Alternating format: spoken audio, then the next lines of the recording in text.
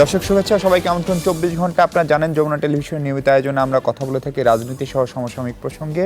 সবাই নিশ্চয় জানেন দরজায় করা নাড়ছে ঢাকা বিশ্ববিদ্যালয়ের যে কেন্দ্রীয় ছাত্র সংসদ নির্বাচন সেটি, আবার ঢাকা উত্তর সিটি কর্পোরেশন নির্বাচন সেটিও হতে যাচ্ছে। এর পাশাপাশি সারা দেশে 5 দফায় অনুষ্ঠিত হবে উপজেলা নির্বাচন। আর এইসব নির্বাচন নিয়ে এখন সরগরম রাজনীতি। সেই সব নির্বাচন প্রসঙ্গে আমরা কথা বলতে চাই, বুঝতে চাই রাজনৈতিক দলগুলোর মনোভাব। সেই জন্য আলোচনার বিষয় নির্ধারণ করেছি। আবারও আলোচনায় নির্বাচন। আপনার সঙ্গে পুরো সময় জুড়ে থাকছি আমি মাহফুজ মিশু।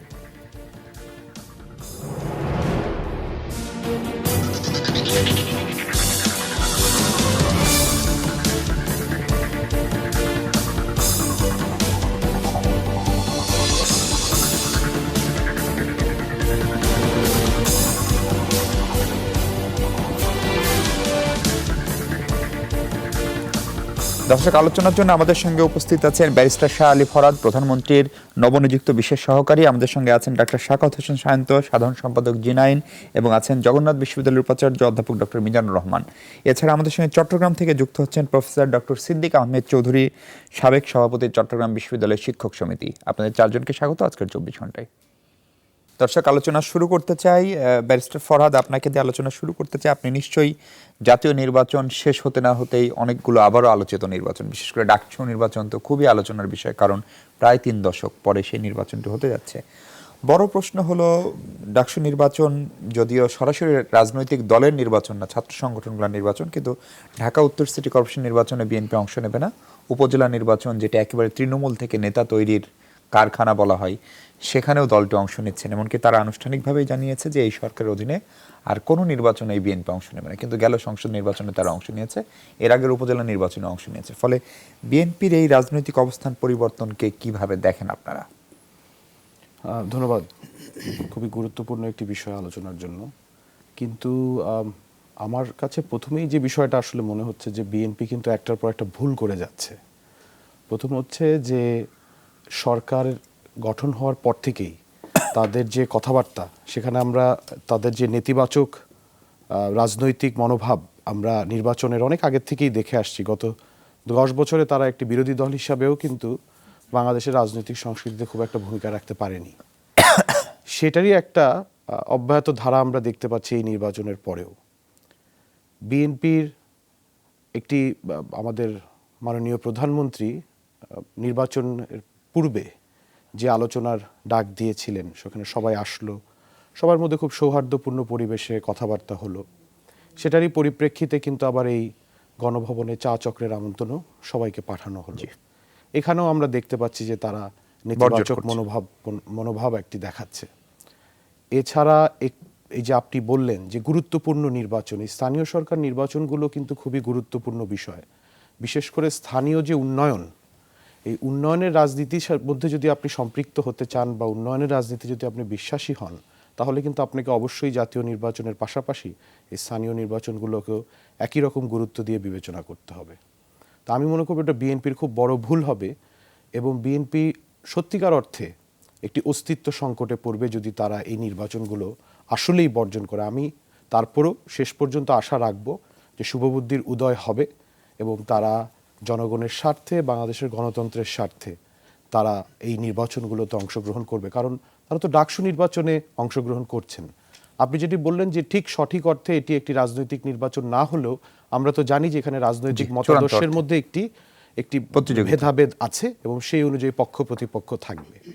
সেখানে যদি বিভিন্ন আলোচনার মাধ্যমে তারা একটি সমঝোতার জায়গায় এসে নির্বাচনে অংশগ্রহণ করতে পারেন, তাহলে তার থেকেও জনগণকে সেবা করার বড় সুযোগ যেই জায়গাগুলোতে, সেটি সিটি কর্পোরেশন হোক অথবা উপজেলা পরিষদ হোক, এই নির্বাচনগুলো আসলে বর্জন করার মতন কিন্তু কোনো যুক্তিযুক্ত কারণ এখনো আমরা দেখতে পাইনি তাদের কাছ থেকে। তো আমার আশা থাকবে যে তাদের মধ্যে সেই শুভবুদ্ধির উদয় হবে এবং তারা এই নির্বাচনগুলোতে অংশগ্রহণ করবে। জি ডাক্তার সায়ন্ত, এই জায়গা থেকে আপনার কাছে প্রশ্নটি করতে চাই। ধরেন 5 জানুয়ারির যে নির্বাচন, এর আগে সংসদ নির্বাচন, সেটি বিএনপি বর্জন করলো। 11তম জাতীয় নির্বাচন যেটি 30 ডিসেম্বর, সেটি তারা আবার অংশগ্রহণ করলো।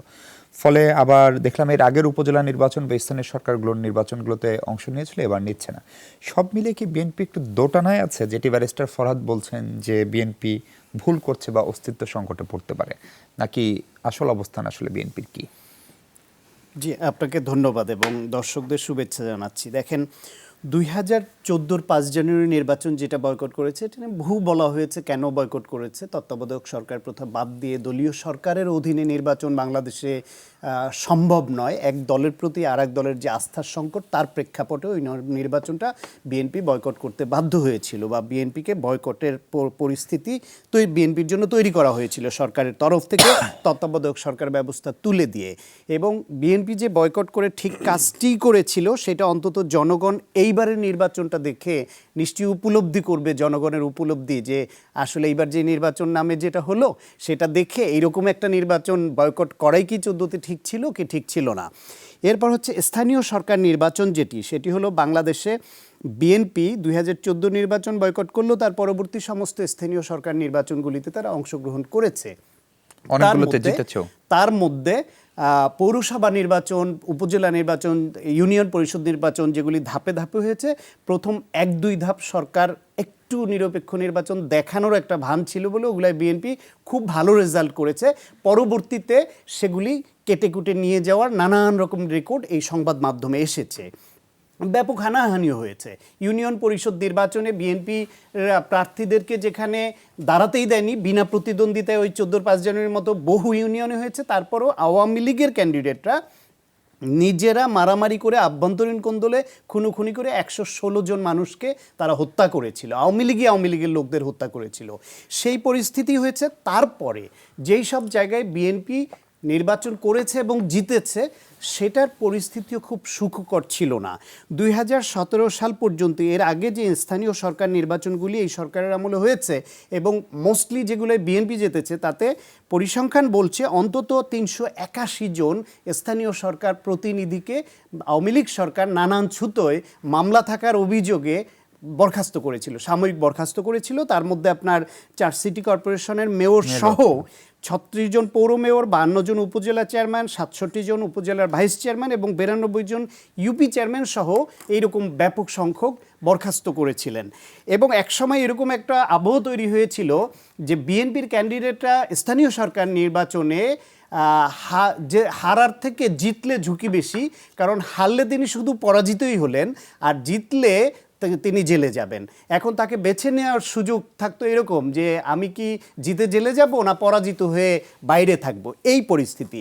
তারপরে নানান কারণে যখন সরকার কোনো দাবি মানল না, বিএনপি উপলব্ধি করলো যে ঠিক আছে, সরকার কথা দিচ্ছে, প্রধানমন্ত্রী সংলাপে ডাকলেন এবং কথা দিলেন যে আপনাদের যে দফাগুলোর অনেক কিছুই মানেননি, সবই মানেননি প্রায়, কিন্তু এই কথাটা দিয়েছিলেন যে আপনাদের যাদের নামে অতীতের মামলার তালিকা দেন, যাদের নামে রাজনৈতিক মামলা দেওয়া হচ্ছে, সেগুলো যাতে গ্রেফতার হয়রানি না করা হয় সেটি তিনি দেখবেন। অথচ গায়েবী মামলা, এক ভয়ঙ্কর সেপ্টেম্বর নামের রিপোর্টও আপনারা দেখেছেন, যেই হারে গায়েবী মামলা দিয়ে, যেই হারে ক্যান্ডিডেটদের গ্রেফতার করে, ক্যান্ডিডেটশিপ ক্যান্সেল করে, ক্যান্ডিডেটদের উপরে সরাসরি ব্যাপক আক্রমণ এবং ক্যান্ডিডেটকে আইসিইউতে পর্যন্ত রাখতে হয়েছে, এই পরিস্থিতি করে প্রশাসনকে ব্যবহার করে যেরকম একটি ইলেকশন করলো, যেই জালিয়াতি নির্বাচনটা মানুষ এবার প্রত্যক্ষ করলো, 2 দিন ব্যাপী ইলেকশন, 29 এবং 30 একদিনের নির্বাচনের ভোটে আওয়ামী লীগের তুষ্ট হলো না, 2 দিনের ভোট তাদের দরকার হলো, যেটা বিভিন্ন সংবাদ মাধ্যমে আপনি বলছেন যে বিএনপি কোনো ভুল করছে না। বিএনপি এখন মনে করছে যে অতীতে স্থানীয় সরকার নির্বাচনে এত কারচুপি, এত জোর করে নেওয়া, তারপরে বিজয় হওয়ার পরে যেইভাবে তাদের উপর নিপীড়ন, মামলা হামলা, বরখাস্ত চলেছে, তার উপর এইরকম একটা নির্বাচন করার পরে আবার সেই নির্বাচনে যাওয়া, এবং কালকেই প্রধান নির্বাচন কমিশনার বলছেন, সংবাদ মাধ্যমের হেডলাইন ছিল এরকম যে জাতীয় নির্বাচনের মতো স্বচ্ছ, নিরপেক্ষ, গ্রহণযোগ্য উপজেলা নির্বাচন করার নির্দেশ সিইসির। তার মানে তার স্পষ্ট, তার সামনে নিরপেক্ষতার এবং স্বচ্ছ গ্রহণযোগ্য নির্বাচনের উদাহরণ বা এক্সাম্পল হচ্ছে সদ্য সমাপ্ত এই জাতীয় নির্বাচন। আপনি বলছেন ওই ভরসা জনগণ বা বিএনপি পাবে কি করে? ফলে বিএনপি ভুল করছে না। স্যার, আপনার কাছে যে প্রশ্নটা শুরুতেই করতে চাই সেটা হচ্ছে, ডাক্তার সায়ন্ত যেভাবে বলছেন যে 2014 নির্বাচন বর্জন করা যে ঠিক ছিল, সেটি তারা 2018 30 ডিসেম্বর নির্বাচন দলীয় সরকারের অধীনে গিয়ে তারা সেটি উপলব্ধি করলো। বিষয়টা অনেকখানি কাদম্বিনী মরিয়া প্রমাণ করিল যে কাদম্বিনী মরে নাই। সেই জায়গায় তারা বলছে যে বিএনপি আগামীতে কোনো নির্বাচনে অংশ নেবে না। সেটি যদি হয়, তাহলে আমরা যে গণতান্ত্রিক নির্বাচনের কথা বলি বা গণতান্ত্রিক পদ্ধতির কথা বলি, নির্বাচনে যে প্রতিদ্বন্দ্বিতার কথা বলি, সেই সংস্কৃতিটার কি হবে? প্রথমত আমি মনে হয় এই জায়গাটায় থাকি যে আসলে এই কথাগুলো যেগুলো বলা হয়, মনে করেন আমাদের স্বাধীনতা নির্বাচনের ইমিডিয়েট আগেও বলা হচ্ছিল কোনো আলাপ হবে না, সংলাপ হবে না। কিসের সংলাপ? আওয়ামী লীগ থেকেও বলছিল তো ওবায়দুল কাদের সাহেব, কিন্তু পরে তো সংলাপ হলো। আর বিএনপিও বারবার যাবে না, নির্বাচন করবে না, কিন্তু শেষ পর্যন্ত ইলেকশনে করবে। এখন বিকল্পটা কি বিএনপির জন্য? একটা যদি বলেন যে জাতীয় সংসদের নির্বাচন নিয়ে যদি আলোচনা করতে চান, এটার জন্য অনেক সময় আছে। দ্বাদশ জাতীয় সংসদ নির্বাচন যখন 5 বছর আগে পরে হবে, তখন বসে এটা নিয়ে এই নির্বাচনে কী কী প্রবলেম ছিল এগুলো নিয়ে আলোচনা করা যাবে। ওইটা নিয়ে আমি এখন স্থানীয় সংসদ নিয়ে, তো এখানে বিকল্পটা কি হতে পারে? একটা যদি হয়তো বিএনপি একটা রেভলিউশনারি পার্টি এবং এটা একটা বিশাল একটা বিপ্লবী এবং জনগণ উদ্বুদ্ধ হয়ে তারা যা যা বলছে এগুলো জনগণেরও যদি উপলব্ধি হতো। আমি ওই দিনও আপনাদের এখানেও বলে গেছিলাম, এই যে নির্বাচনটি হয়ে গেল, জাতীয় নির্বাচনটি, এটা নিয়ে যত আলোচনা, উৎকণ্ঠা, যত কথাবার্তা, এগুলো সবগুলো আমাদের পল্টন কেন্দ্রিক আর টকশো কেন্দ্রিক। আর বাংলাদেশের কোথাও কোনো পাবলিকের মধ্যে, জেনারেল মাসের মধ্যে, সাধারণের মধ্যে ইলেকশন নিয়ে আলোচনারও আমি জায়গা দেখি না। আমরাও তো মানুষের সাথে মিশি। আপনি এটা এখন আসেন, এটা কী করতে পারতো? একটা হলো যে জনগণ যদি, বিএনপি যেভাবে বলছে যে জনগণ একেবারে বঞ্চিত হয়ে গেছে, ভোট দিতে পারে নাই, জনগণের অধিকার খর্বিত হচ্ছে, এরকম যদি হয়ে থাকে, তাহলে জনগণ এটা একটা রিভলিউশনের মতন করে বিশাল একটা বিদ্রোহ হবে, যেটা তাদের প্রত্যাশা ছিল যে ইলেকশনের দিন ঝাঁকে ঝাঁকে আবাবিল পাখির মতো এসে জনরা ভোট দিয়ে একটা ভোট বিপ্লব ঘটাবে। এর আগে 23 তারিখে যদি সেনাবাহিনী নামে, তখন আবার একটা, এর কোনোটাই যখন হলো না, তো এখন ওই মেজর হাফিজউদ্দিন সাহেবকে আমি বলতে শুনছি যে এটার দায়িত্ব কি শুধু বিএনপির? এটা জনগণ কোথায়? জনগণ এরকম একটা ক্ষোভের সাথে বলছেন। তো এরকম যদি কিছু একটা হতো, জনগণ যদি হাজার লক্ষ জনতা একটা বিদ্রোহ করে বসতো যে না এটা, তাহলে এক জিনিস ছিল। তাহলে এখন বিএনপির জন্য এই পথটা খোলা আছে বলে আমি মনে করি না, যে বিএনপি বিশাল একটা বড় একটা আন্দোলন করবে, আন্দোলন করে লক্ষ জনতার একটা অভ্যুত্থান দিয়ে তারা যেটাকে বলতেছে ন্যায় বিচার হয় নাই, অবিচার হয়েছে, এটার প্রতিকার পাবে, আমার বিশ্বাস হয় না।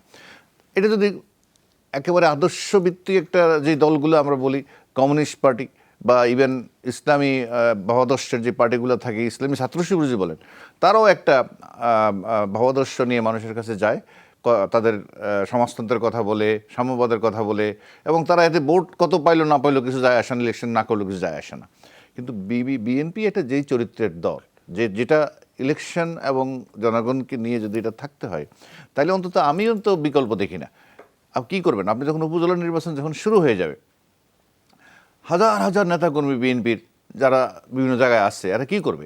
এরা কি একেবারে মনে করেন যে ওই যে কমিউনিস্ট বা বামপন্থী রাজনীতি যারা করে কমিটেড পলিটিশিয়ান, তারা ওরকম কমিটমেন্ট তাদের মধ্যে আছে? এরা হাওয়ার তালে ঘুরে এবং আওয়ামী লীগে যোগ দেবে বা বিভিন্ন দিকে চলে যাবে। ক্যান্ডিডেট তো হবে, ইলেকশন হবে, ক্যান্ডিডেট হবে। আমি ব্যারিস্টার ফরাদ যে কথাটা বলছে, এটা আরেকটা ভুল হবে। আপনি স্থানীয় সরকার নির্বাচনে অংশগ্রহণ না করলে তাদের যে অবশিষ্ট নেতাকর্মীর যে অবস্থানটা হবে, আমি তো নেতাকর্মীদের এটা অবস্থানের জন্য এই নির্বাচনে পাশও হতে পারে, ফেলও হতে পারে। স্থানীয় সরকার নির্বাচনে পাশ করার, সিটি কর্পোরেশন নির্বাচনেই তো সিলেটে বিএনপির প্রার্থী জিতলো মাত্র সেদিনের ঘটনা, একটা বড় একটা বৃহত্তর একটা সিটি কর্পোরেশন। তো সেখানে যদি এই ঘটনাটা ফেভারে যাইতে পারে, তো সেটার জন্য বিএনপির সেটাই চেষ্টা করা উচিত। এই না করে যদি আপনি মনে করেন আবার হঠকারী কোনো সিদ্ধান্ত গ্রহণ করে, এতে যেই ঘটনাটা ঘটবে, আমি যদি বলতাম হ্যাঁ, তাদের যদি কর্মী বাহিনীটা এমন হতো যে কমিটেড কর্মী বাহিনী, যারা একটা আদর্শ উদ্বুদ্ধ হয়েছে, জাতীয় কেনা বলা হয় একটা বিপ্লব ঘটাবে দেশের মধ্যে, সমাজতান্ত্রিক বিপ্লব, তাইলে ঠিক ছিল, অথবা ইসলামী বিপ্লব ঘটাবে ইরানের মতন। তো যেই দলটা হলো এই ক্ষমতা কেন্দ্রিক এবং ক্ষমতার থেকেই তো দল প্রতিষ্ঠিত, এবং লোকগুলা এই সব বুর্জুয়া দলের যা ক্যারেক্টার থাকে সেটাই, এর মধ্যে শান্তনু হতে একটু ব্যতিক্রম, সে একটু আইডিয়ালিস্টিক কথাবার্তা বলে, আর বাকি গ্রামের যে নেতাকর্মী এরা যাবে কোথায়? এতে মানে দলটার এখন যে অবস্থা আছে, এটার অবস্থা আরো খারাপ হবে। আমরা একটু চট্টগ্রামে যেতে চাই। প্রফেসর সিদ্দিক আহমেদ চৌধুরী আমাদেরকে নিশ্চয়ই শুনতে পাচ্ছেন এবং নিশ্চয়ই আলোচনাও শুনছিলেন। বিএনপি স্থানীয় সরকার নির্বাচন বর্জনের যে সিদ্ধান্ত নিয়েছে, ঢাকা সিটি কর্পোরেশন বলি বা উপজেলা নির্বাচন বলি, সেই সিদ্ধান্তটি ভুল, সেটি প্রফেসর মিজান বলছিলেন। একই সঙ্গে ডাক্তার সায়ন্ত বলছিলেন যে এটি কেবল তাদের ভুল না, তারা আসলে বাস্তবিক কারণে যৌক্তিকভাবে আগে পরের অভিজ্ঞতা মিলেই তারা এই সিদ্ধান্তটি নিয়েছে। আপনার মূল্যায়ন শুনতে চাই স্যার।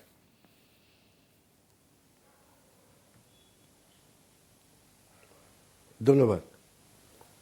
আমার মূল্যায়ন আমি মনে করি যে আমরা যে গণতন্ত্রের একটা সুবাতাস পাচ্ছিলাম নির্বাচন, জাতীয় সংসদের নির্বাচনকে কেন্দ্র করে আমরা সবাই আশা করছিলাম যে একটা সাস্টেইনেবল যে ডেমোক্রেটিক সিস্টেম আমরা পেয়ে যাচ্ছি। এই জন্যে 2014 সালের পর থেকে বিরোধী দলগুলো বলছে দলীয় সরকারের অধীনে কোনো নির্বাচন আমরা গ্রহণ করব না বা আমরা পার্টিসিপেট করব না। যা হোক, পরবর্তীতে আলাপ আলোচনার মাধ্যমে মাননীয় প্রধানমন্ত্রী জাতীয় ঐক্যফ্রন্টের নেতাদেরকে ডেকে তাদেরকেও কনভিন্স করলো যে তারা নির্বাচনে যাবে। আমরাও আশা করছিলাম, দেশবাসী আশা করছিল নির্বাচন কমিশনের অধীনে একটা গ্রহণযোগ্য নির্বাচন হবে। যে কোনো প্রকারেই হোক নির্বাচন সর্বজন গ্রহণযোগ্য হয় নাই। না হওয়ার কারণে যে এটার ফলটা কি দাঁড়ায়, একটা সামাজিক অস্থিরতা, যে দল গঠিত হয় দলের যে বৈধতার সংকট, এইসব জিনিসগুলো মানুষের সামনে চলে আসে। এখন স্যার আমরা যে জনগণ যে আশা করছিল যে একটা গণতান্ত্রিক ব্যবস্থা বা আমরা যে ইউরোপিয়ান ডেমোক্রেসির মতো দ্বিদলীয় ব্যবস্থা আমরা পাব, সেটা আমাদের মধ্যে আমরা এটা লক্ষণ দেখতে পাচ্ছি না। আরেকটা জিনিস, যে নির্বাচন কমিশন আরো স্ট্রংলি নির্বাচনটাকে হ্যান্ডেল করতে পারত, সেটা না করার কারণে নির্বাচন একটা প্রশ্নবিদ্ধ হয়েছে।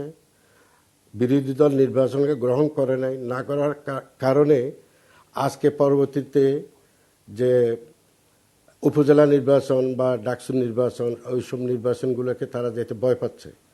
ডাক্তার শান্ত যে আমি বক্তব্য শুনছিলাম যে একজন বিএনপির ক্যান্ডিডেট নির্বাচন করার চেয়ে পাশ করার পরে তার পরিণতিকে হয় সেটাকে সে ভয় পাইত। গতবারও যা আমরা দেখছি আর কি। তো যা হোক, আমার বক্তব্যটা হলো যে এটা একটা সরকারের দায়িত্ব বিরোধী দলকে যে কোনো প্রকারে কনফিডেন্সে নিয়ে আসা। উন্নত বিশ্ব আমরা দেখি যে সরকারি দল বা সরকার বিরোধী দলকে কনফিডেন্সে নিয়ে আসতে হবে। কনফিডেন্স নিয়ে আসতে গেলে যে তাদের যে দাবি দেওয়া মনোযোগ সহকারে শুনতে হবে। মাননীয় প্রধানমন্ত্রীর বক্তব্য পার্লামেন্টে আমি শুনেছি, তিনি বিরোধী দলকে আশ্বস্ত করতেছেন যে আপনারা আসেন, কিন্তু নির্বাচনে সেরকম যে জাতীয় ঐক্যফ্রন্টের নেতারা যে গিয়েছিল মাননীয় প্রধানমন্ত্রী, এবং সেখান থেকে বলা হয়েছিল আর কোনো বিরোধী দলের নেতা কর্মীকে আর গ্রেপ্তার করা হবে না, কিন্তু সেটা পরিলক্ষিত হয় নাই। আমি চট্টগ্রামে দেখছি চট্টগ্রামের যে একজন ক্যান্ডিডেট যিনি বিএনপিরও নেতা ডাক্তার সাদত হোসেন, তিনি নির্বাচন করছেন জেলখানায় থেকে। সুতরাং এটা মানুষের মধ্যে একটা নেগেটিভ মেসেজ গেছে যে গণতন্ত্র সম্পর্কে আদৌ গণতন্ত্র আমরা গণতান্ত্রিক ব্যবস্থা কাঙ্ক্ষিত লক্ষ্যে আমরা পৌঁছতে পারবো কিনা। তা আমার বক্তব্যটা হলো যে আমরা সব কিছু বলে আমরা একটা যে গণতান্ত্রিক ব্যবস্থা কিভাবে আমরা কায়েম করতে পারি। আমরা অনেক বছর হয়ে গেছে, প্রায় 50 বছর। এখনো যদি আমরা নির্বাচন বর্জন করব, নির্বাচনে যাব কি যাব না, নির্বাচন ফেয়ার হবে কি হবে না, এই প্রশ্নের মধ্যে যদি থাকি, তাহলে আমরা আর বাকি কাজ করব কোথায়? অর্থনৈতিকভাবে আমরা এগিয়ে যাচ্ছি, অর্থনৈতিক সুফল আমরা যদি ঘরে ঘরে পৌঁছাইতে চাই, আমাকে কি গণতান্ত্রিক ব্যবস্থা গ্রহণ করতে হবে নাকি স্যার, উন্নয়ন বুঝতে পেরেছি। আমি আবার আপনার কাছে ফিরবো। আমরা একটা বিরতিতে যাব, তার আগে ব্যারিস্টার শাহ আলী ফরাদ, সেই জায়গায় জাতীয় ঐক্য শব্দটি খুবই আলোচিত হচ্ছে নির্বাচনের আগে পরে থেকে। সাম্প্রতিক সময়ে প্রধানমন্ত্রীও সেই শব্দটি দারুণভাবে সংসদেও উচ্চারণ করেছেন। 2 তারিখে চা চক্র একটি ছিল বা আছে, সেটি অনুষ্ঠিত হবে। সেখানে ডক্টর কামাল সহ যে সমস্ত দল বা ফ্রন্ট, রাজনৈতিক জোট যারা নির্বাচনে অংশ নিয়েছিল সবাইকে তিনি দাওয়াত দিয়েছিলেন। তারা আনুষ্ঠানিকভাবে জানিয়েছেন তারা যাবেন না। দ্বিতীয়ত হচ্ছে ডক্টর কামালের নিজের যে দল গণফোরাম, তার 2 জন সদস্য শপথ নেবেন কি নেবেন না। আজকে বিকেল আবার ডক্টর কামাল সংবাদ সম্মেলন করে বলেছেন তারা শপথটি নেবেন না। একই সঙ্গে জাতীয় ঐক্য ফ্রন্টের একটি নাগরিক সমাবেশ হওয়ার কথা ছিল 6 তারিখে, সেটিও তারা স্থগিত করেছেন। ফলে এই যে অনেকগুলো নার মধ্য দিয়ে রাজনীতি আবির্ভূত হচ্ছে, সেটা নতুন করে সরকারকে কোনো ধরনের রাজনৈতিক অস্থিতিশীলতার মুখে ফেলতে পারে কিনা, সেই প্রশ্ন আপনার কাছে রাখছি। রেখে একটা বিরতিতে যাচ্ছি। দর্শক ফিরছে একটু পরে, আমাদের সঙ্গে থাকবেন নিশ্চয়ই।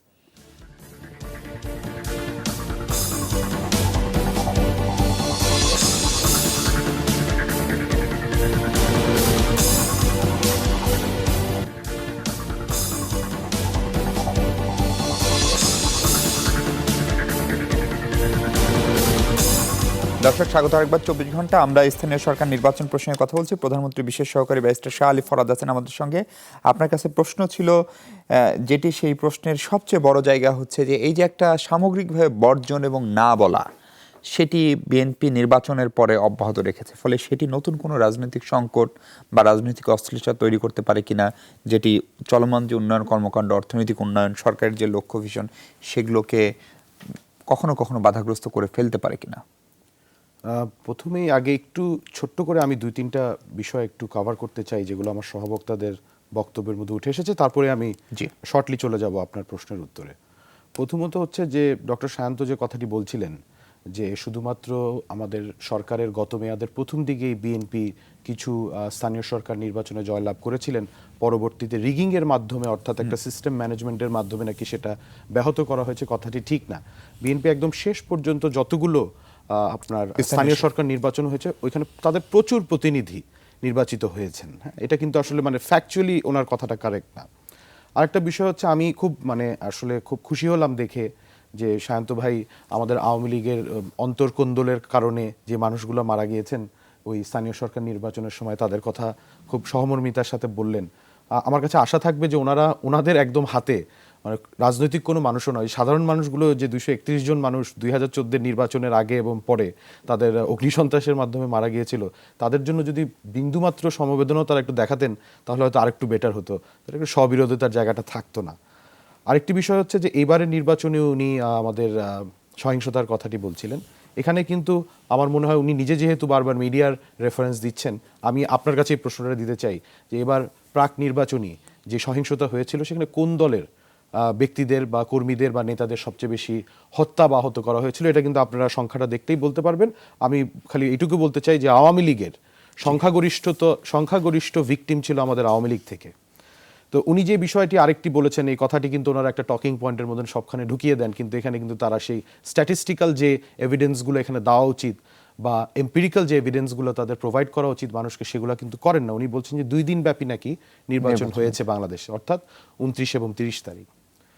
একদম যে অনিয়ম আমাদের নির্বাচনে হয়নি তা কিন্তু না, তাহলে তো 22টি নির্বাচনে কেন্দ্রে ভোট গ্রহণ স্থগিত করতো না নির্বাচন কমিশন। কিন্তু ওনারা যেই ধরনের সিস্টেম্যাটিক এবং সিস্টেমিক কারচুপির কথা বলছেন, সেই অনুযায়ী তারা কি জনগণের সামনে বা মিডিয়ার সামনেও সেই লেভেলের এভিডেন্স নিয়ে আসতে পারছেন? ওনারা এত বড় বড় ক্লেম যখন করবেন, ওনাদের তো সেটার সাথে সামঞ্জস্যপূর্ণ প্রমাণও নিয়ে আসতে হবে, সেই প্রমাণগুলো কিন্তু আমরা একদমই পাচ্ছি না। আরেকটা বিষয় হচ্ছে এই পারের যেই আগামীতে যেই স্থানীয় সরকার নির্বাচনের বিষয়টি, এখানে কিন্তু আমার যেটা মনে হয় ব্যক্তিগতভাবে, এটা আমার রাজনৈতিক অবজারভেশন থেকে আমার নিজের একটি মন্তব্য, যে বিএনপির প্রচুর প্রার্থী, তারা যদি তাদের দল এবার এই নির্বাচন বর্জনও করে, তারা এবার স্বতন্ত্র দাঁড়াবেন এই নির্বাচনগুলোতে। যে কারণটি স্যার বলছিলেন, মিজান স্যার যে কথাটি খুব সুন্দরভাবে বলেছেন, যে এখানে কিন্তু লোকাল লেভেলে স্থানীয় পর্যায়ে কিন্তু এই নির্বাচনগুলো অংশগ্রহণ করার উপর আসলে নির্ভর করে যে আপনি সেখানে নির্বাচনে অংশগ্রহণ করার কারণে আপনি রাজনৈতিক মাঠে টিকে থাকতে পারবেন কিনা। এখন আপনি যে কথাটা বলছেন যে এতগুলো নার মাঝে কি আমরা নতুন একটি অস্থিতিশীলতার দিকে যাচ্ছি কিনা, তো এখানে আমাদের আরেকজন সহবক্তা যে কথাটি বলছিলেন অস্থিরতার কথা গত নির্বাচন নিয়ে, আমার কিন্তু মনে হয় না যে বিএনপি এবং বিএনপির মদতপুষ্ট বা বিএনপির সাথে লিঙ্কড যেসব বুদ্ধিজীবী, তারা বাদে বাংলাদেশের কেউ এখন নির্বাচন নিয়ে অস্থিরতার মধ্যে আছেন। বাংলাদেশের মানুষ খুব ফরওয়ার্ড লুকিং, তারা আগামীর দিকে তাকাচ্ছেন, তারা নতুন সরকার কি পরিকল্পনা করছেন সেই দিকে দেখছেন, নতুন সরকার যে ওয়াদাগুলা করেছেন, প্রতিশ্রুতিগুলা করে ক্ষমতায় এসেছেন, সেগুলো তারা ঠিকভাবে পালন করতে পারবেন কিনা সেই দিকে নজর রাখছেন। তো এখানে আমার মনে হয় যে এই যে অস্থিরতার বিষয়টা, এটা একটা ম্যানুফ্যাকচার্ড জিনিস, এটা বলে আসলে আমরা আসল যে ইস্যুগুলো সেগুলোর থেকে মানুষকে একটু স্মোক স্ক্রিনের মতন দিয়ে আমরা আসলে ডিস্ট্র্যাক্ট করতে চাচ্ছি। তো না এত না এর মধ্যে কি একটা নতুন অস্থিতিশীল পরিবেশের দিকে আমরা যাচ্ছি কিনা, সেটা আপনার কিন্তু বিএনপিকে জিজ্ঞাসা করতে হবে। এই উত্তর কিন্তু তাদের দিতে হবে, কারণ তারা নির্বাচনে আসবেন কিনা, তারা চা চক্রে যাবেন কিনা, এই সিদ্ধান্তগুলো আসলে নিচ্ছেন কে এই সিদ্ধান্তগুলো, এগুলো কিন্তু বিএনপির যদি আপনি একদম অনেক দিন ধরে কাজ করা নেতাকর্মীদেরকে জিজ্ঞাসা করেন, তারা বলতে পারবেন না। এই সিদ্ধান্ত তো কি তারেক রহমান লন্ডন থেকে নিয়ে রিজভী সাহেবকে জানাচ্ছেন, নাকি বেগম খালেদা জিয়া জেল থেকে নিয়ে মির্জা ফখরুলকে জানাচ্ছেন, না ওনাদের পার্টির মধ্যে মির্জা ফখরুল বিরোধী যে অন্যান্য স্থায়ী কমিটির সদস্যরা আছে তারা নিচ্ছেন, নাকি তাদের যে ঐক্যফ্রন্ট পার্টনার্স, গণফোরাম বলেন, অন্যান্য দল বলেন, সেই ঐক্যফ্রন্টের মধ্যে তারা নিচ্ছেন? এখানে কিন্তু ওনাদের যে মাল্টিপ্লিসিটি অফ লিডারশিপ, যেটা ওনাদের গত নির্বাচনে শোচনীয় পরাজয়ের পিছনে ছিল একটি বড় কারণ, সেই মাল্টিপ্লিসিটি অফ লিডারশিপ যেখান থেকে ক্রিয়েট হচ্ছে কনফিউশন, সেই কারণেই কিন্তু এরকম না আসবো যাব না, শপথ নিব কি নিব না, ওদের এক একজন এক এক কথা কিন্তু বলছেন। এই যে আজকে ডক্টর কামাল হোসেন আপনি বললেন যে ওনারা বলছেন যে ওনারা শপথ নিবেন না, আমি মনে হয় আরেকটু অপেক্ষা করুন, তাদের এই উত্তরটাও বদলাতে পারে। এই জায়গা থেকে শান্ত ভাই আপনার কাছে প্রশ্ন, এই যে এক ধরনের নেতৃত্বের সংকটের কথা বারবারই আওয়ামী লীগের পক্ষ থেকে বলা হয়, কখনো কখনো কাজে কর্মেও হয়তো বিএনপির না হলেও ঐক্যফ্রন্টের ধরেন এই যে সুলতান মনসুর এবং গণফোরামের যে আরেকজন নেতা, তাদের দুইজনের শপথ নিয়ে 3বার 3 রকমের বক্তব্য পাওয়া গেল, ফলে খানিকটা কি দ্বিধাগ্রস্ত হয়ে পড়েছে বিএনপি? আপনার এই প্রশ্নের উত্তরকে আমাকে একটু সময় দেন, আমি দু একটা বিষয় একটু বলছেন টাচ করি। যে বলছেন যে নির্বাচনে জালিয়াতি হয়েছে, আগের রাতেও হয়েছে, এটা শুধু আমরা বলি, কোনো রেফারেন্স দেই না, তথ্য প্রমাণ নেই। আচ্ছা, আমাদের কথা বাদই দেন, বিএনপি না হয় একটা প্রতিপক্ষ রাজনৈতিক দল, তারা রাজনৈতিক কারণে অনেক কিছু বলতে পারে, এটা আপনারা বলতেই পারেন। টিআইবি যে একটা রিপোর্ট দিল, সেটাকে আপনারা শুধু মৌখিকভাবেই নাকচ করে না দিয়ে, টিআইবি যে বলল যে আগের রাতে তারা যে র্যান্ডম স্যাম্পলিংয়ে 50টি আসন নিয়েছিল, তার মধ্যে 47টি আসনে যে অনিয়ম পেয়েছে, এবং তার মধ্যে 66%, 66% কেন্দ্রে যে আগের রাতেই ভোট হওয়ার কথা তারা তাদের রিপোর্টে বলল। এইটা নিয়ে আপনাদের যদি ওই সৎ সাহস থাকে, এবং আমি চ্যালেঞ্জ দিই বলি যে তাহলে আপনারা এর মধ্য থেকে যেগুলোয় তারা অনিয়ম বলছে, র্যান্ডম স্যাম্পলিংয়ে ওই 47টার মধ্যেই 5টা কেন্দ্র নেন, নিয়ে মুড়ি বইগুলি, ভোটের যে মুড়ি বই থাকে সেটা আনেন, এনে ভোটারদের টিপসই কিছু, সব দরকার নয়, এখান থেকে 2000 নেন, নিয়ে ভোটারদের টিপসই বা সই যেগুলো আছে সেগুলো মিলিয়ে দেখেন মেলে কিনা। যদি এটা 5টা সেন্টারকে নিয়ে, আসনকে নিয়েও যদি এটা করেন, এবং সেখানে যদি প্রমাণ করতে পারেন যে ভোট মানুষ দিয়েছে, তাহলে বললেন 1। 2 হলো, আমরা মুখে যে যাই বলি, এইবার এত নানাবিধ কড়াকড়ি এবং আরোপের মধ্য দিয়ে নিয়ন্ত্রিত মিডিয়ায় বাংলাদেশে, এবং যেইভাবে পর্যবেক্ষক মিডিয়ার উপর যে শর্তারোপ করা হয়েছে, বিদেশ থেকে যেইভাবে মিডিয়া পর্যবেক্ষক ভাড়া করে জালিয়াতি করে আনা হয়েছে সার্ক হিউম্যান রাইটস ফাউন্ডেশনের নামে, এবং তারাও পরে আবার রিগ্রেট করলো যে তারা সেটা নিয়ে আবার রিগ্রেট, মহাসচিব আবার চেয়ারম্যান দুজনের মধ্যে বলল, এবং চেয়ারম্যান রয়টারকে বলল যে পুনর্নির্বাচন চান তিনি, আবার তিনি পরে রিজয়েন্ডার দিয়েছেন, কিন্তু তারাও আবার রয়টার আবার বলেছে তারা আগের অবস্থান করছেন, তাদের কারণ তাদের কাছে রেকর্ড আছে, তারা কিন্তু বলে নাই যে হ্যাঁ দুঃখ প্রকাশ করে নাই। সেইটা আপনি দেখেন, এই কালকেই ইকোনমিস্টের একটা আর্টিকেল আছে, যেখানে আমরা একটা ট্রান্সপারেন্ট নির্বাচনের আশা করেছিলাম, যে ট্রান্সপারেন্ট ইলেকশন, কিন্তু যে ইলেকশন হয়েছে সেটার যেই হেডলাইনটা দিয়েছে যে obituary of A democracy Bangladesh, এই শিরোনামের মধ্যে যে লেখাটা 3টা শব্দ খুব ক্যাচি, আমার ভালো লেগেছে। আবার বলি, কালকেও একটা টিভিতে এটা বলেছি, যে তারা বলেছে ট্রান্সপারেন্টলি ফ্রডুলেন্ট ইলেকশন, বা আমরা চেয়েছিলাম ট্রান্সপারেন্টলি ইলেকশন বা ট্রান্সপারেন্ট ইলেকশন, কিন্তু যে নির্বাচনটা হয়েছে সেটাকে ইকোনমিস্ট বলছে ট্রান্সপারেন্টলি ফ্রডুলেন্ট ইলেকশন। তারা জালিয়াতিটা এত ব্যাপকভাবে এবং এমনভাবে করেছে সেটাও ট্রান্সপারেন্ট হয়ে গেছে। এই হলো অবস্থা। আপনি নিউ ইয়র্ক টাইমসের সম্পাদকীয় দেখেন, এইবার বাংলাদেশের নির্বাচন সম্পর্কে বরং যেসব রিয়েল ঘটনা তার যতটুকুই সম্ভব সেটা বিদেশি সংবাদ মাধ্যমে বেশি এসেছে, এবং আমাদের সংবাদ মাধ্যমগুলোকে দেখেছি তার বাংলা অনুবাদ ছাপতে, অর্থাৎ এই দেশের সংবাদ মাধ্যম কি পরিস্থিতিতে আছে সেটা আমরা বুঝতে পারি।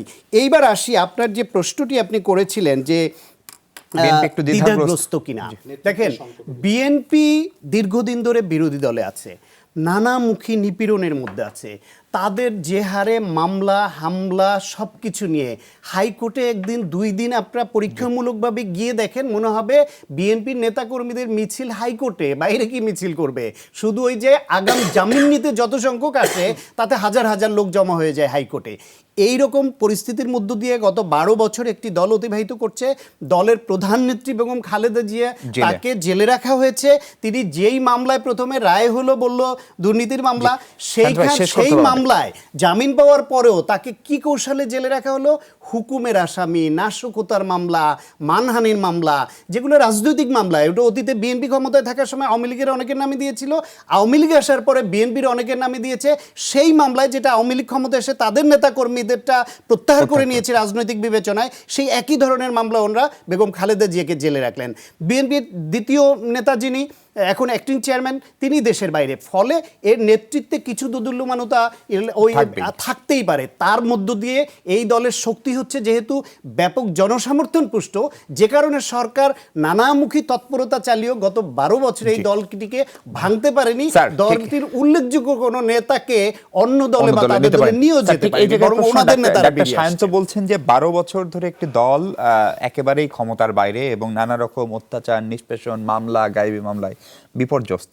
ফলে সেই জায়গা থেকে দলের খানিকটা দোদুল্যমানতা থাকতেই পারে এবং যার কারণেই কি এই দলটির প্রকৃত অবস্থান, অনেকে আপনারা বলেন যে নির্বাচনের সময় বিএনপি ক্ষমতায় আসলে তাদের প্রধান নেতা কে হবেন, প্রধানমন্ত্রী খেয়ে হবেন।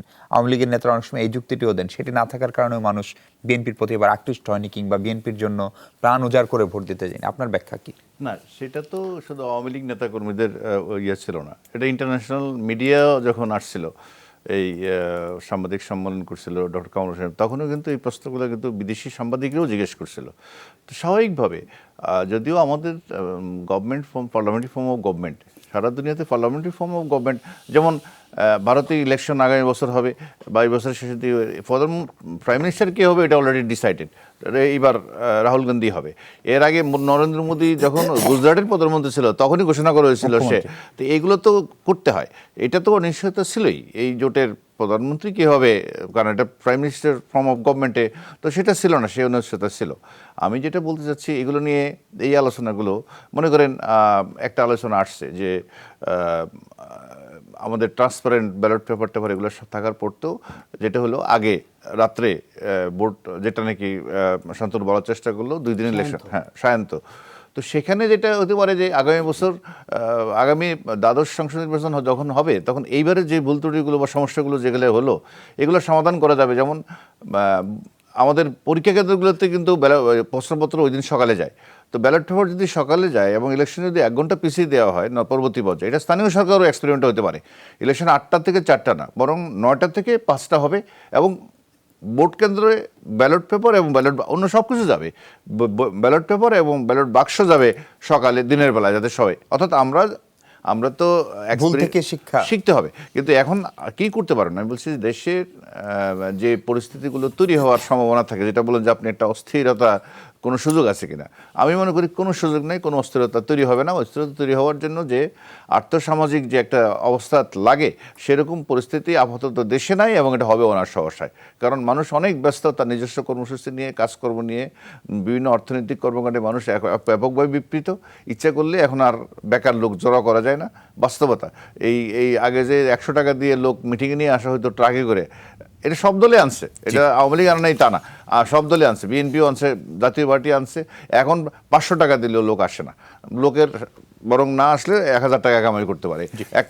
একটা সাধারণ ওই যে ফেরিওয়ালা, রিক্সাওয়ালা আছে না, সেও ঢাকা শহরে 1000 টাকা কামাই করতে পারে। অতএব অ্যাভেলেবল, ডাক দিলে লোক জড়ো হয়ে যাবে, দিতে বলেন না একটা বিরতিতে যাব। তার আগে আমরা চট্টগ্রামে প্রফেসর সিদ্দিক আহমেদ চৌধুরী স্যার আমাদের সঙ্গে আছে। স্যার, আপনার কাছে যে প্রশ্নটি রাখতে চাই, বিএনপি একেবারে নতুন করে নির্বাচন দাবি করছেন, বিএনপির মহাসচিব আজকেও বলেছেন এবং ওবায়দুল কাদের আওয়ামী লীগের সাধারণ সম্পাদক তিনি বলছেন এই দাবি হাস্যকর, এই দাবি মানার কোনো সুযোগ নেই। আপনি কি মনে করেন যে একটা নির্বাচন শেষ হলো, নতুন সরকার, নতুন ক্যাবিনেট, সরকারের যাত্রা, গতকালকে সংসদের যাত্রা শুরু হলো, সেই জায়গায় আবার একেবারে নতুন করে নির্বাচন দাবি করা, সেই দাবিটার যৌক্তিকতা এবং সেটা কতটুকু বাস্তবসম্মত বা সেটি আদায় করার জন্য যে সাংগঠনিক শক্তি বিএনপির দরকার সেটি রয়েছে কিনা, সেই প্রশ্ন আপনার কাছে রেখে একটা বিরতি যাচ্ছি, ফিরছি একটু পরে, আমাদের সঙ্গে থাকবেন নিশ্চয়ই।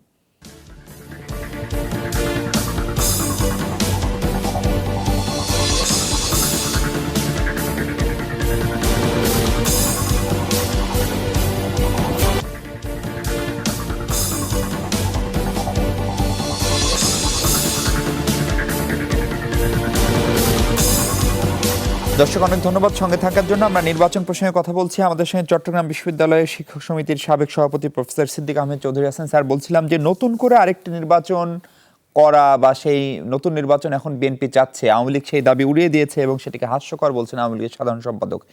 এই দাবিটা আদায় করার মতো বিএনপিকে এটি কেবলই পলিটিক্যাল রেটরিক, মানে বলার জন্য বলে নাকি মিন করে বলে, বা সেটি করার মতো সক্ষমতা তাদের রয়েছে কিনা সাংগঠনিকভাবে?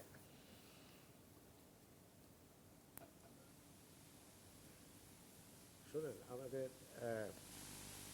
এই পৃথিবীর দেশে এই যে গণতান্ত্রিক ব্যবস্থা ব্লেম গেম, এটা একটা কমন ফিচার। এখানে এক গ্রুপ নির্বাচন খুব ফ্রি অ্যান্ড ফেয়ার ইলেকশন হয়েছে বলছে, আরেকটা বলছে নির্বাচন ভালোভাবে হয় নাই। যারা নির্বাচন ভালো হয় না তারা রি ইলেকশন তারা দাবি করতেই পারে এবং দাবি করতেছে তারা। তবে আমি মনে করি কি, আমাদের দেশটা যে এত একটা সুন্দর দেশ, যে দেশটাকে আমরা বলি যে জন্মাতে একটা জাতি রাষ্ট্র হিসেবে জন্মাইছে, যেখানে কোনো ethnic conflict, religious conflict, regional conflict নাই, যেটাকে আমরা বলি Bangladesh happens to be a nation state by birth. এইরকম একটা দেশে একটা মেসিভ পলিটিক্যাল কালচার, একটা ডেমোক্রেটিক সিস্টেম ডেভেলপ করা খুব কঠিন কাজ নয়। আমাদের প্রয়োজন পারস্পরিক সহনশীলতা, যে রাজনৈতিক সংস্কৃতি, সরকারি দল বিরোধী দলকে কনফিডেন্স রেখে দেশ পরিচালনা করে, আর বিরোধী দল প্রয়োজনের সমালোচনা করে এবং সরকারি দলকে এটা সহযোগিতাও করে। এখন আমাদের মূল সমস্যা এটা হচ্ছে নির্বাচনটা আমরা সর্বজন গ্রহণযোগ্য করতেই পারতেছি না। নির্বাচনের কারণে আজকে আমাদের সংকটটা বারবার প্রকট হয়। এটা যে কোনো সরকার আসলে যে সময় সেটা বারবার দেখা যায়, সেটা হলো বৈধতার সংকট। আপনি দেখেন তৃতীয় বিশ্বের অনেক দেশের সবচাইতে বড় সংকট হলো সরকারের বৈধতা। এটা আমাদেরকে এখান থেকে উত্তরণ পাইতেই হবে। এটা করতে গেলে আমাদের ফ্রি এবং ফেয়ার ইলেকশন, এটা হয় নাই, আগামীটাও হবে না। যদি না হইতেই থাকে তাহলে আমরা গণতান্ত্রিক ব্যবস্থা, যে উন্নত বিশ্বের যে গণতান্ত্রিক ব্যবস্থার দিকে আমরা যেতে পারবো না। সুতরাং কারণ যদি আমাকে বলেন যে এটা দাবিটা কত যৌক্তিক, আমি যৌক্তিকও বলবো কেমনে বা অযৌক্তিকও বলবো কেমনে। ওরা যতক্ষণ তাদের মনের মতো করে ইলেকশন পাবে না তখন তারা দাবি করতেই থাকবে। আর সরকার মনে করতেছে ইলেকশন ফ্রি এবং ফেয়ার হয়েছে। এখন আমাদের যে একটা দাবি, আমাদের যে আমি একজন মানে রাষ্ট্রবিজ্ঞানের ছাত্র হিসেবে, এত একটা সুন্দর দেশ যেখানে সব কিছু আমরা কাছাকাছি, আমরা একেবারে সব দল একদম বড় পার্থক্য আমাদের মধ্যে নেই। আমাদের ভিতরে যদি একটু পারস্পরিক সহনশীলতা বা পিসফুল কোএক্সিস্টেন্সের মনোভাব যদি আমাদের ভিতর থাকে, তাহলে আমরা সব সমস্যার সমাধান আমরা করতে পারব। জি জি স্যার, অনেক ধন্যবাদ। মিজান স্যার, আপনার কাছে যেটা জানতে চাই যে এই স্থানীয় সরকার নির্বাচন নিয়ে আওয়ামী লীগের অন্তর্দ্বন্দ্বের কথা আমাদের জানা, বিশেষ করে গেল ইউপি নির্বাচনের সময়। এখন ধরেন আওয়ামী লীগের একটি বৃহৎ জোট আছে, 14 দলীয় জোট, তারা এবার কেন্দ্রীয় সরকারের ভাগিদার হতে পারেনি, তারা বিরোধী দলে থাকছেন। ফলে সেটিকে নিয়ে উপজেলা চেয়ারম্যান তো একেবারে ধানের শীষ নৌকা দলীয় প্রতীক নিয়ে হবে, সে জায়গায় কোনো ধরনের ঝামেলা হতে পারে কিনা, বা সেটি ক্ষমতাসীনরা কিভাবে সামলাবে? সেটা ধানের শীষ বা মার্কার জন্য হবে আমি মনে করি না। আমাদের যদি অতীতে স্থানীয় সরকার নির্বাচনগুলো দেখেন, এই কিছু হানাহানি এবং ফ্রি ইলেকশন, ভায়োলেন্স, মুসলিম, এগুলোতে লোক মারা যাওয়া, এটা যখন আমাদের মার্কার ছাড়ার ইলেকশন হতো তখনও হতো। এটা নতুন মার্কার কারণে হয়েছে এটা আমি অন্তত মনে করি না। কারণ আসলে একটা প্রতারণার মধ্যে আমরা ছিলাম। যেখানেই ইলেকশন হয়, আপনি যখন এখন একটা ছোটোখাটো স্কুলের ম্যানেজিং কমিটির ইলেকশন হয়, তখনও বলে দেয় এ হচ্ছে আওয়ামী লীগের সাপোর্টার, হইলো জামাতের বা এটা। অতএব এখন হলো এটা যেটা আমরা প্রচ্ছন্নভাবে রেখে দিতাম, আর এখন স্পষ্ট হয়েছে মার্কা। এছাড়া এমন কোনো পরিবর্তন হয়নি। পৃথিবীর বিভিন্ন দেশে পলিটিক্যাল পার্টির নমিনেশন দিয়ে লোকাল গভর্নমেন্ট ইলেকশনের প্রথা আমাদের পার্শ্ববর্তী দেশেই আছে।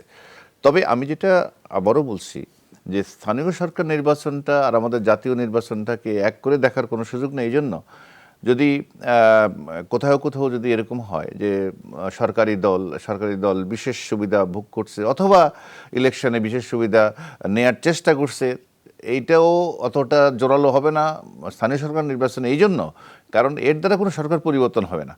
স্থানীয় সরকারের যে উপজেলার যে সবকটার অর্ধেকও তারও বেশি যদি বিএনপি বা যেই পাক, এতে কিন্তু গভর্নমেন্টের, অতএব যে আশঙ্কাগুলো যেখান থেকে করা হয়, তো এইটার একেবারেই অমূলক। কারণ স্থানীয় যে বডিগুলো, এই বডিগুলোতে এক ধরনের গ্রাম এলাকার উন্নয়ন, পরিবার, এগুলো অনেক কিছু থাকে। তো যার কারণে আমি মনে করি যে এটা বিএনপি শেষ পর্যন্ত উপলব্ধিতে আসবে এবং তারা স্থানীয় সরকার নির্বাচনে অংশগ্রহণ করবে, এটি আমার প্রত্যাশা। আমরা একদম শেষ সময় শান্ত ভাই যদি খুব সংক্ষেপে বলেন, ধরেন গ্রামে যে মানুষটি রাজনীতি করে তাদের সবারই তো একটা লক্ষ্য থাকে, কেউ মেম্বার হবে ইউনিয়ন পরিষদের, কেউ পৌরসভার কাউন্সিলর হবে, কেউ চেয়ারম্যান হবে। এখন বিএনপি যদি লাগাতারভাবে নির্বাচনগুলো বর্জনের যে সিদ্ধান্ত, সেটি বিএনপিরও নেতা তৈরির যে প্রক্রিয়া সেটাকে বাধাগ্রস্ত করবে কিনা? আবার আপনি এটিও জানেন যে এখন কেউ খুব আদর্শিকভাবে আমি বিএনপি করতে হবে, আওয়ামী লীগ করতে হবে সেই রাজনীতিও করেন। আর পাশাপাশি স্যার যে সমীকরণগুলোর কথা বলেন, পরিবার, আঞ্চলিকতা, সেগুলোও রয়েছে। আসলে স্যারও যেটা দেখেন, এবং স্যার না শুধু আওয়ামী লীগের পক্ষে কথা বলার জন্য টকশোতে সভা সেমিনারে যারা যান প্রত্যেকেরই আওয়ামী লীগের পরামর্শ যতটা দেন তার থেকে বেশি দেন বিএনপিকে, এবং বিএনপিকে নিয়ে খুব ভাবেন। এটা ভালো, বিএনপি এর কতটুকু গ্রহণ করতে পারে সেটা বিএনপির বিবেচনার বিষয়। তা আওয়ামী লীগের নিয়ে ঠিক একইভাবে যদি ভাবি আমরা, একটু একাডেমিক কথার মতোই শোনাবে হয়তো, যে এইবারের এই নির্বাচনটায় সবচেয়ে বেশি ক্ষতিগ্রস্ত হয়েছে আওয়ামী লীগ, এবং আওয়ামী লীগ ভবিষ্যৎ যে অস্থিরতা সেটা আওয়ামী লীগের কারণেই হবে।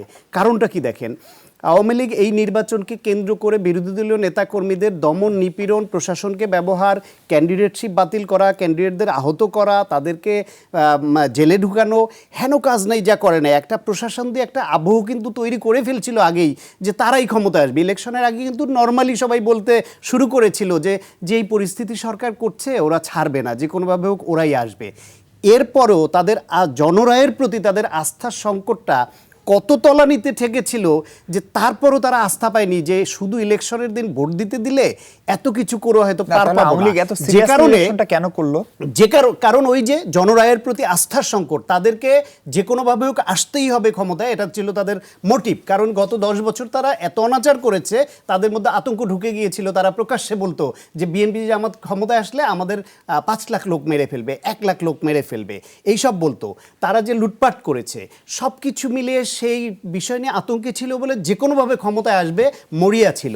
তার অংশ হিসেবে এত কিছু করেও তারা আস্থা পায়নি জনরায়ের প্রতি, যে আস্থা, তাদের যে আস্থার শেষ সংকটটা, করতে হবে, জি। সেই ক্ষেত্রে তারা মনে করেছে যে এত কিছু করেও পার পাবো না, সুতরাং ওইভাবে বাক্স ভরে বা বিরোধী দলকে ছাড়া এইভাবে কেটে কুটে নিতে হবে। এতে করে হলো কি, একটা রাজনৈতিক দল তাদের যখন জনরায়ের প্রতি এতটা আস্থার সংকট হয় এবং এত তলানিতে হয়, বাইরে যাই বলুক যাই প্রকাশ করুক, ভেতরে ভেতরে তাদের মধ্যে যে ইনফিরিয়র কমপ্লেক্সিটি, এটা তাদের অস্থিরতা তৈরি জি। করবে। এবং একটা শব্দে শেষ করি, ইউনিয়ন পরিষদ নির্বাচনে বিএনপিকে ক্যান্ডিডেট হতে বাধা দিয়ে অনেক জায়গায় অপ্রতিদ্বন্দ্বী করায় তাদের যেরকম বিদ্রোহী ক্যান্ডিডেট দাঁড়িয়ে গিয়েছিল এবং ব্যাপক খুনোখুনি হয়েছে, এই নির্বাচনে আমার আশঙ্কা যখন বিএনপি যাবে না, আওয়ামী লীগের ওরা মনে করবে যে দাঁড়াবে সেই চেয়ারম্যান হবে, সেই ক্ষেত্রে তাদের মধ্যে যে অন্তর্কন্দল হবে সেইটা সামাল কি করে আওয়ামী লীগ দেবে, এটা নিয়ে তারা ভাবুক, বিএনপিকে নিয়ে না ভেবে। চ্যালেঞ্জে আছে ডাক্তার শাকাত হোসেন শান্তর মতে, এবং তার কারণটি হচ্ছে যে নৈতিকভাবে এই নির্বাচনটা করার পর আওয়ামী লীগ এক ধরনের ইনফিরিয়রিটি কমপ্লেক্সে ভুগছে। সেখান থেকে আওয়ামী লীগ কিভাবে উতরাবে? এটা, এই প্রশ্নের উত্তর আমি তখনই দিব যখন আমি ভাববো যে উনি যেটা বলছেন সেটা সঠিক। এটার সাথে আমি একদমই একমত না। উনি যে কথাটি বলছিলেন যে উনি একটি আর্টিকেল পড়েছেন অবিচুয়ারি অফ এ ডেমোক্রেসি নাকি অফ এন ইলেকশন, তো ওনাদের আসলে প্রথমে যেটা দেখা উচিত সেটা হচ্ছে obituary of BNP, why it is now a dead political force in Bangladesh. ওটার জন্য ওনাদের কোনো বিদেশের আর্টিকেলে যাওয়ার লাগবে না। আমাদের মাননীয় প্রধানমন্ত্রী ক্ষমতা গ্রহণের পর জাতির উদ্দেশ্যে যে প্রথম ভাষণটি দিয়েছেন সেখানে খুব বিস্তারিতভাবে উনি এই বিষয়টি বলে দিয়েছেন। তো এই বিষয়টি আমার মনে হয় ওনারা একবার দেখলে খুব ভালো হয়। আরেকটি বিষয় হচ্ছে উনি টিআইবি রিপোর্টটার কথা বলছিলেন। টিআইবির যে রিপোর্টটি সেটাকে ওনারা গবেষণা বলছেন। প্রথমত হচ্ছে এটি কোনো অবজারভেশন রিপোর্ট ছিল না, অর্থাৎ ওনারা নির্বাচন পর্যবেক্ষণের দায়িত্বে ছিলেন না। আর দ্বিতীয়ত ওনারা বলছেন এটা গবেষণা রিপোর্ট, কিন্তু এটা আসলে গবেষণা রিপোর্ট না, কারণ তাদেরই একজন ট্রাস্টি সুলতানা কামাল আপা, উনি টিভিতে এসে কিন্তু খুব ডিরেক্টলি বললেন যে না, আমাদের কেউ সেন্টারে যেয়ে দেখেননি, আমরা ক্যান্ডিডেটদের সাথে কথা বলছি। তো ওনাদের ক্যান্ডিডেটদের সাথে কথা বললে তো ওনাদের ক্যান্ডিডেটরা বলবেই যে এখানে নির্বাচন ঠিক হয়নি, কারণ ওনারা হেরেছেন নির্বাচনে, তা আবার শোচনীয়ভাবে।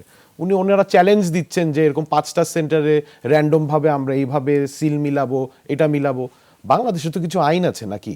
বাংলাদেশের যে নির্বাচনী আইনগুলো সেগুলোর একদম বের হয়ে এই ধরনের নতুন নতুন উদ্ভাবন, এইসব উদ্ভাবনগুলো যেন ওনাদের আত্মসমালোচনার দিকে একটু মন দিতেন, তাহলে মনে হয় কাজে দিত। বাংলাদেশের যে নির্বাচনী আইন আছে সেই নির্বাচনী আইনের আওতায় ওনাদের তো নির্বাচনী ট্রাইব্যুনালে যে মামলা করার কথা ছিল ওটা ওনারা করলেন না কেন? কারণ তাদের হাতে তো আসলে ডকুমেন্টারি এভিডেন্স বা প্রমাণ নেই। ওনারা এই টিআইবি রিপোর্ট, ধোঁয়াশা, স্মোক স্ক্রিন এগুলো দিয়ে চলতে থাকবেন।